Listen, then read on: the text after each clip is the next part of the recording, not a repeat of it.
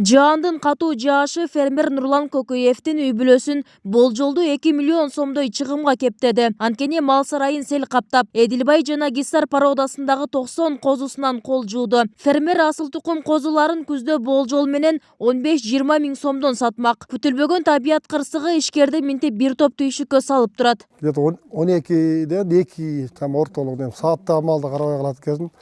Jogordan 2 жылгадан түшкөн сел şu частный кора болот. Анан şu бөлө мал төл малы демеде жүргөндөр түшүнөт. Бөлөк суайын чыгарып, бирден чыгарып, акырында эгизине де келип барсак ушул сууга боролуп эле чыкпай калды. Канча козу? 90, ровно 90 эки улагы менен койду чыгардык. Демен санасак ошондой. Анан көмдүрүп салдым. Эч жака кайрылган жокмун. МЧСке бир чалып койдум.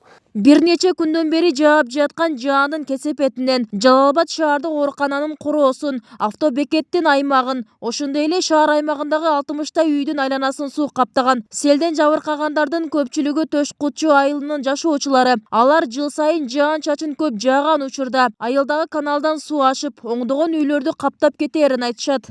Мына ишине ушундайынан келдим, мына мен кирип мына көрүп атасыңарды өзүңөр деле. Мына ушундайынан анан бул жака сарайдан мына ол жактан ашып, мына ол жактан теп мынандайынан бияка өттү мына. Мындайынан ошо сарайдын ичине кирди, нарактагы эм неме жок эле. Бары бир кирди мына. Мына олардан мындайынан кирип, биягынан тиягынан каптап кирди да, кыскасы кирди.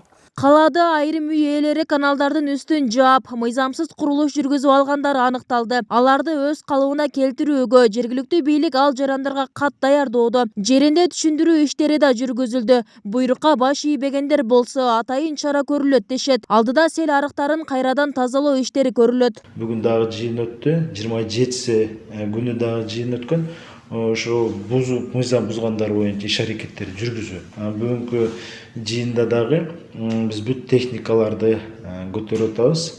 Экскаваторлорду арыктын ичиндеги ылай чапап калган жерлерди дагы тазалаган аракет кылып атабыз да. Себеби бүгүнкү күндөн 31-не чейин жаан чачындар күтүлүүдө деп МЧСтен кабар берип аткан. Өзгөчө кырдаалдар министрлигинин Жалал-Абад облустук башкармалыгы селден жабыркагандар жана материалдык чыгым тарткандар жок деп билдиришти. Адистер жаан чачында куроо жайларды суу каптаганы, жергиликтүү бийликтин арыктарды тазалабашы жана адамдардын өздөрүнүн кайдыгерлигинен экенин белгилешет.